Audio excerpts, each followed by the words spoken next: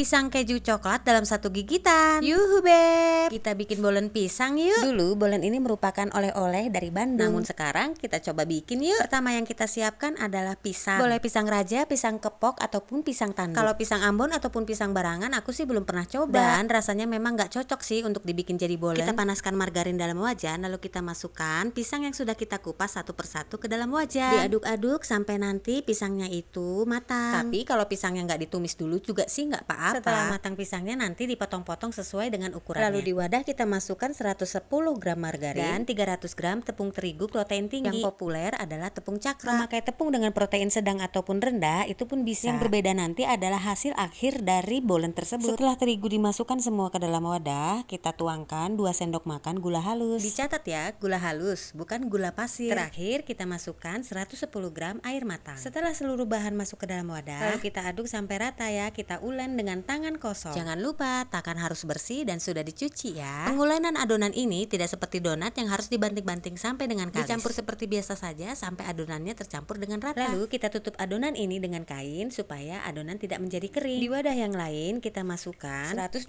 gram margarin. Oh iya, untuk margarin bisa juga dicampur dengan butter ya. Tentunya dengan pencampuran butter maka rasa dan tekstur akan menjadi lebih enak. Lalu kita masukkan 160 gram tepung protein tinggi. Jangan lupa semua bahan itu ditimbang dengan teliti ya. Setelah margarin dan tepung terigu masuk, maka kita aduk lagi dengan tangan sampai semua adonan ini menyatu. Ketika adonan ini sudah menyatu, jangan lupa ditutup kembali dengan kain. Nah, ini hasil dari 2 adonan yang telah kita bentuk tadi. Bisa dilihat ada perbedaan warna dan tekstur dari adonan yang telah kita ulen tadi. Kita sebut adonan yang tanpa air dengan nomor 1 dan dengan air dengan nomor 2. Adonan 1 dan 2 kita pecahkan menjadi beberapa bagian. Adonan nomor 1 dengan berat 10 gram dan adonan nomor 2 dengan berat 20 gram. Lalu kita ambil satu bagian dari adonan nomor 2 yang 20 gram itu, kita pipihkan seperti ini. Kita giling ke atas, ke bawah, ke kanan dan ke kiri sampai nanti dia hasilnya itu menjadi tipis. Setelah tipis kita letakkan di atasnya adonan nomor 1 atau adonan dengan berat 10 gram. Adonan nomor 1 dibungkus dengan adonan nomor 2 sampai dia tertutup dengan sempurna. Supaya ketika kita menggiling nanti dia tidak akan bocor. Kita lihat ya seperti ini.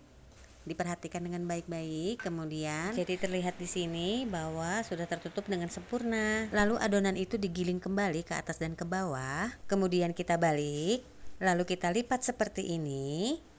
Lalu dibalik, kemudian adonan ini digiling kembali. Perlu diperhatikan pada saat menggiling tidak perlu terlalu kencang atau keras ya, supaya adonan yang di dalam tadi nggak keluar. Lakukan tahap penggilingan ini sampai 3 kali ya. Lalu kita lakukan lagi seperti tahap yang pertama, kita balik kemudian kita lipat atau kita gulung seperti ini. Kemudian disisihkan dan didiamkan selama 15 menit. Sambil menunggu kita siapkan loyang dan kita oles dengan margarin tipis-tipis ya. Dan juga kita siapkan bahan isian dari bolen ini seperti pisang, keju, dan coklat. Selain itu isiannya bisa pakai tape, selai nanas, selai durian atau apapun kesukaan kita. Kita ambil adonan yang tadi 15 menit sudah kita diamkan lalu kita giling seperti ini. Yang perlu diperhatikan adalah di bagian tengah lebih tebal, kemudian di bagian pinggir itu ditipiskan. Nah, setelah itu mari kita siapkan bahan-bahan isiannya.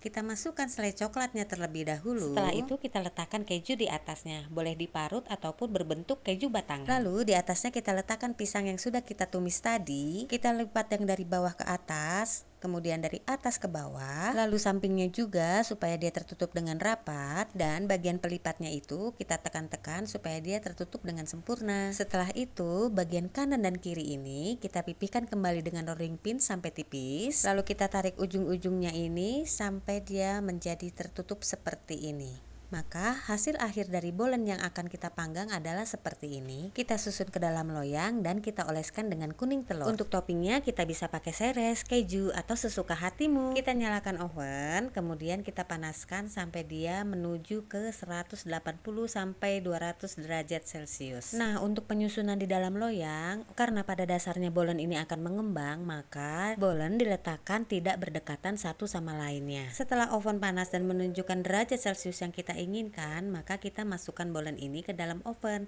Nah, ini aku pakai suhu 180 derajat Celcius.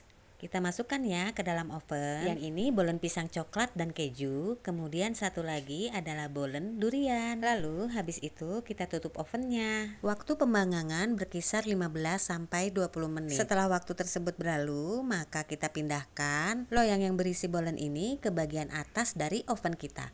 Ini berlaku juga untuk oven tangkring ya. Setelah itu kita tutup ovennya dan kita tunggu selama 15 menit. Waktu pemanggangan ini nggak mutlak karena ini tergantung dengan oven masing-masing. Setelah 15 menit kita buka oven dan bolen sudah matang. Kita lihat ya. Nah, ini kita keluarkan dari oven. Ini bolen pisang coklat keju, kemudian yang bolen pisang durian juga kita keluarkan. Bisa dilihat bahwa bolen yang tadinya tipis dan kecil dia akan menggembung seperti ini.